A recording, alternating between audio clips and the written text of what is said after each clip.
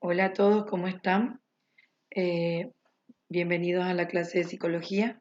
Hoy vamos a estar hablando acerca de la sensación y percepción y cómo funcionan en este sistema los sentidos, ¿sí? Los sentidos es lo que nos comunican con el mundo exterior, con todo lo que nos rodea. Ellas son las ventanas que nos hacen conectar con todo lo que tenemos. Pero para que esto suceda, existen dos funciones muy importantes.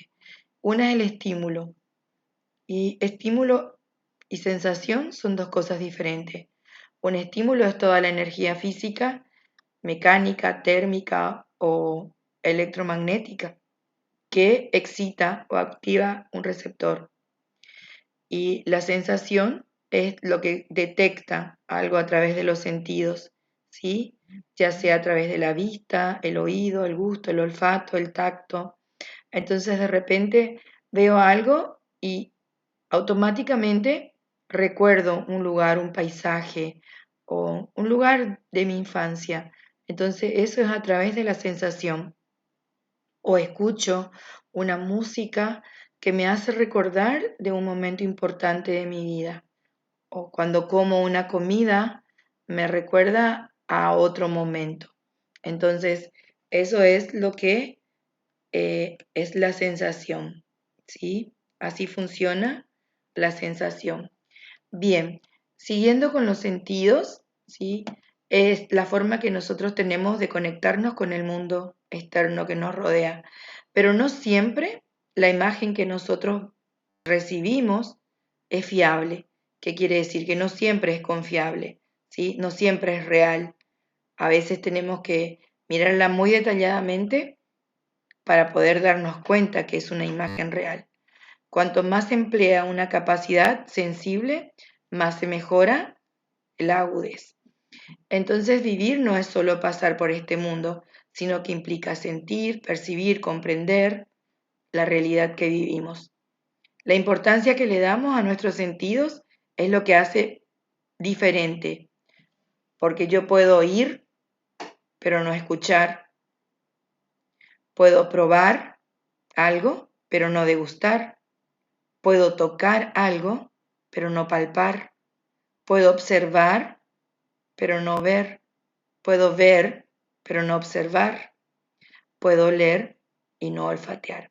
Entonces, esas son las cosas que hacen que sean realmente diferentes nuestra forma de vivir y de sentir.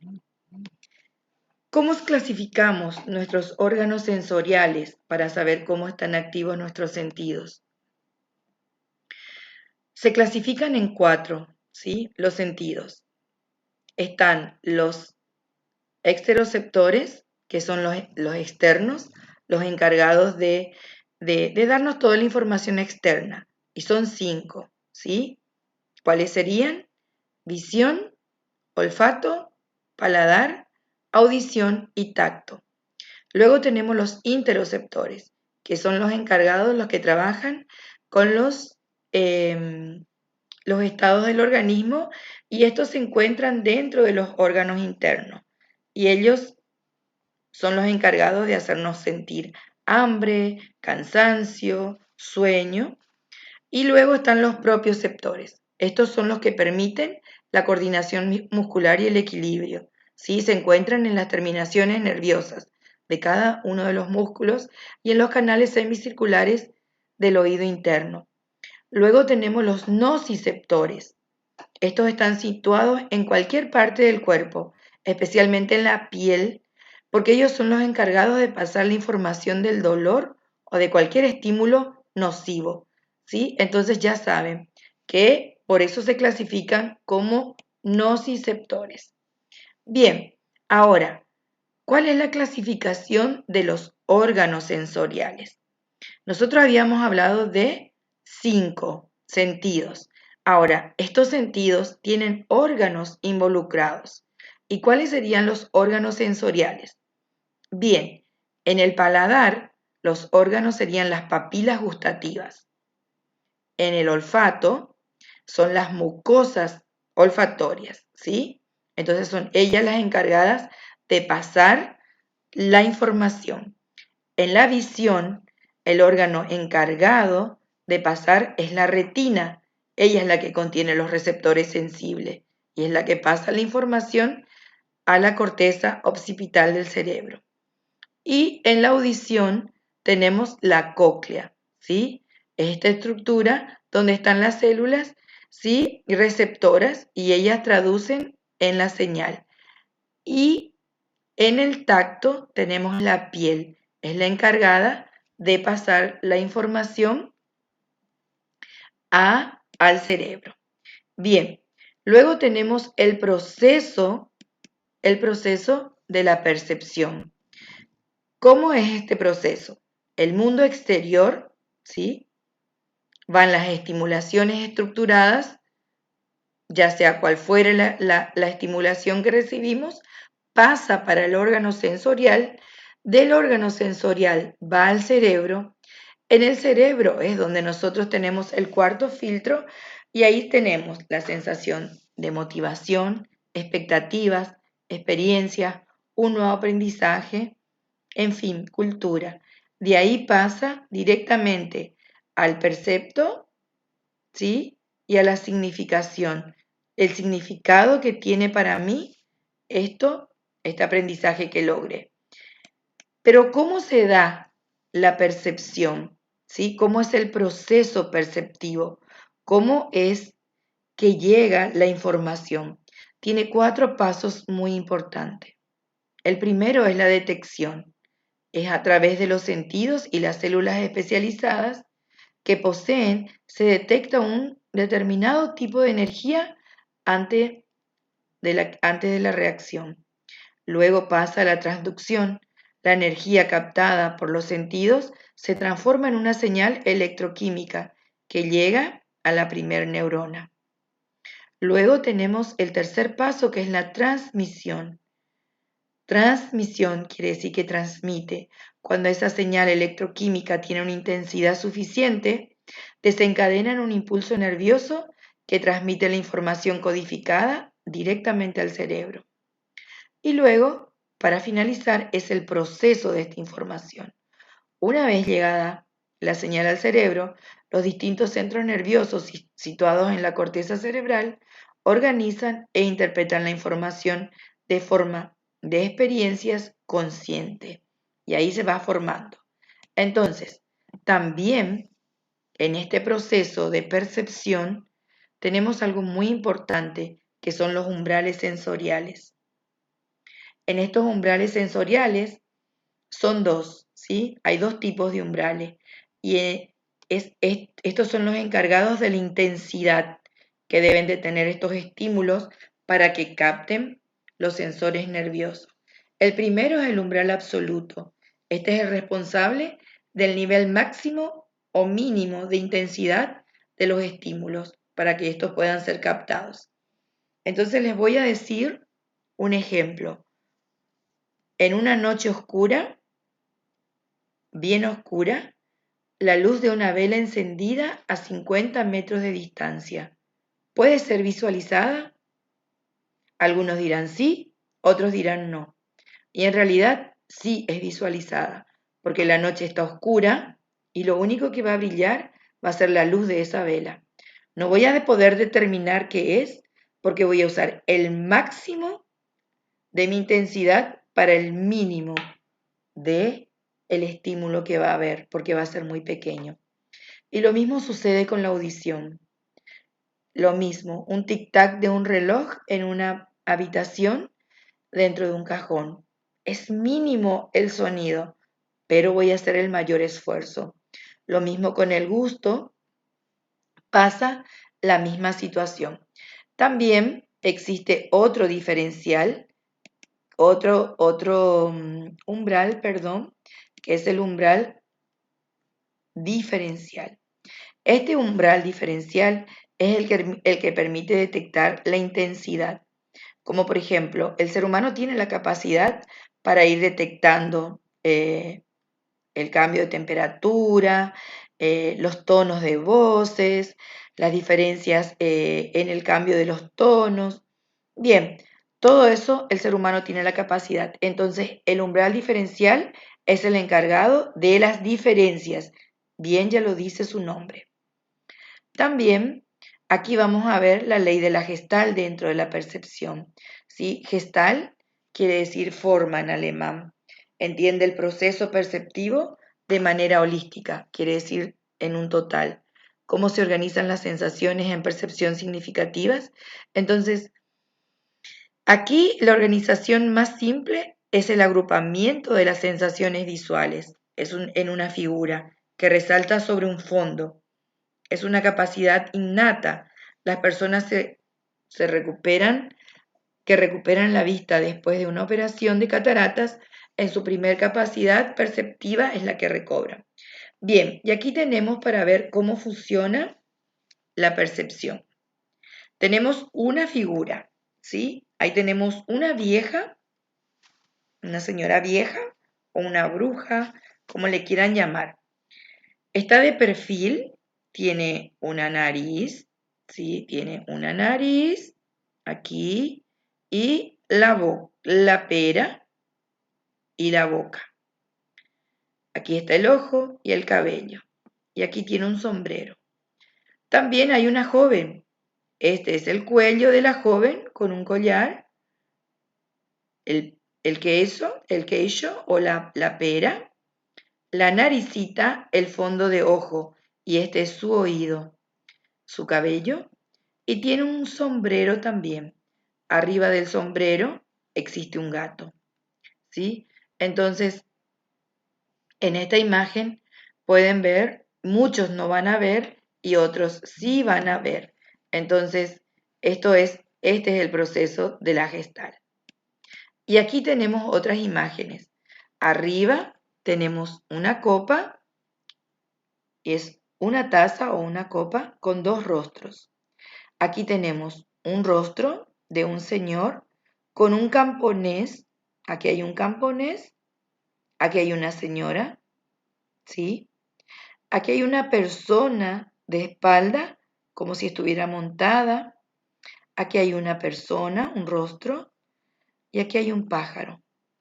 Aquí tenemos la Torre Eiffel del fondo, o pareciera el Taj Mahal, pero aquí hay una persona parada, y estos serían los ojos del rostro, ¿sí?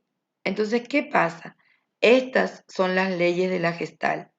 El cierre, tenemos la letra que no está cerrada, pero nosotros tenemos la ley del cierre. Tenemos la ley de la proximidad, continuidad, semejanza y figura y fondo. Estas son las leyes de la Gestalt que sí las tienen que recordar porque este es tema de examen también, ¿sí? Entonces, ahora vamos a ver cómo sería la teoría de la percepción en la teoría cognitiva. Bien, aquí tenemos lo que nosotros tendríamos como la experiencia sensorial, luego los procesos cognitivos, que sería el procesamiento de la información, los resultados cognitivos y cuáles son los resultados conductuales, ¿sí? Cómo me cambia en mi forma de ser o de analizar o de entender. Luego tenemos esta imagen, ¿sí? Que este es un efecto strobe, cómo influyen nuestras experiencias y expectativas en la percepción. Aquí tenemos un efecto fisiológico, ¿sí? Que se da en la retina. Las paralelas son perfectas. Si ustedes se acercan al dibujo, van a poder darse cuenta que las paralelas son perfectas. ¿Sí? Solamente es un efecto de los cubos. Los cubos son los que están distorsionados, entonces por eso parece que no están bien. Luego tenemos la imagen, una nueva imagen también. Los puntos parece que están en movimiento, pero en realidad también es un efecto fisiológico, no hay nada en movimiento. Aquí tenemos lo que parecería un efecto GIF. Tampoco hay tal efecto GIF, eso es la percepción. Si se acercan a la imagen está sin movimiento.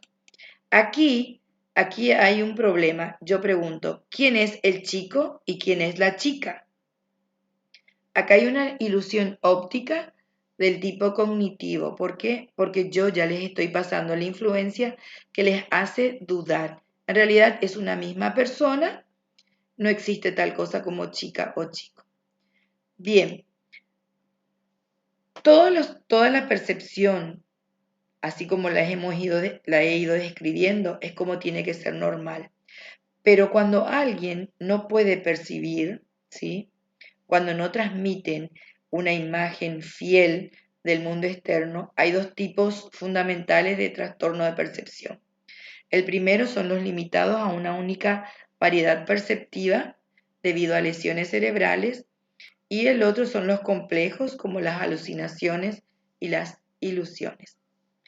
Tenemos el primer trastorno, es una agnosia, es la capacidad de identificar o reconocer estímulos por un sentido en particular. Una persona con agnosia visual no puede reconocer un reloj que está viendo.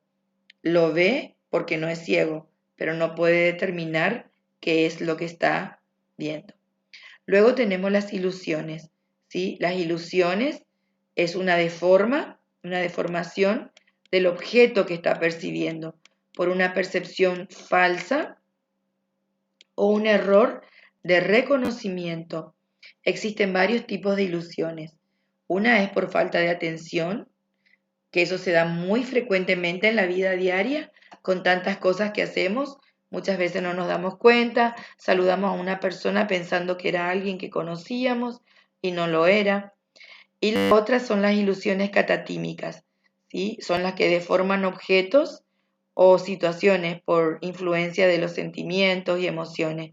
En ocasiones recordamos un hecho no como fue, sino como nosotros desearíamos que hubiera sucedido. Y están las paraidolias, que son las ilusiones fantásticas propias de la imaginación, como ver figuras más o menos definidas en una pared o en forma de nubes, ¿sí? Entonces, esas son las pareidolias. Y luego tenemos lo que son las alucinaciones. Miren la imagen aquí, ¿sí? Tienen alucinaciones auditivas. Hay una persona que está escuchando voces. Aquí es la percepción de objetos sin que esté presente, es decir, cuando no hay estímulos exteriores, son producidas por la mente. Deben reunir tres condiciones. Primero, no debe de existir ningún estímulo externo. Tiene que tener toda la fuerza del impacto de una percepción real. Aparece de forma inesperada, involuntaria y sin control por parte del sujeto. Según el canal, pueden percibirse, pueden ser auditivas, como ruidos, voces, murmullos, mensajes confusos, ¿sí? O a veces, claro, generalmente son desagradables. Las visuales son personas con trastornos cerebrales o intoxicación por alcoholismo u otras drogas, objetos móviles, caras, cosas grotescas. Esto se da mucho, como dice acá, con personas con trastorno. Y lo más importante para que yo pueda tener una buena percepción y una buena sensación es la atención. Si yo no atiendo, si yo no presto atención, es muy difícil. La atención es la que orienta nuestros receptores hacia los estímulos que deseamos percibir y además influye en el procesamiento de la información. Algunas tareas demandan poca atención y permiten un procesamiento automático. Entonces la atención se ve afectada por estímulos externos, por el estado físico del sujeto, por la ingesta de alimentos, fármacos, además influye en la madurez individual. Entonces, si yo estoy teniendo un problema de ingesta, comí muchísimo, realmente no voy a poder tener mucha atención y mi percepción va a ser un poco distorsionada. Lo mismo que si estoy pasando por problemas severos, también mi percepción va a ser distorsionada. Bien, espero que la clase haya sido entendida. Van a encontrar en la plataforma un cuestionario también en base a esta clase. Espero que se estén cuidando todos y estoy con saudade y muy pronto nos vamos a ver. Hasta la próxima clase.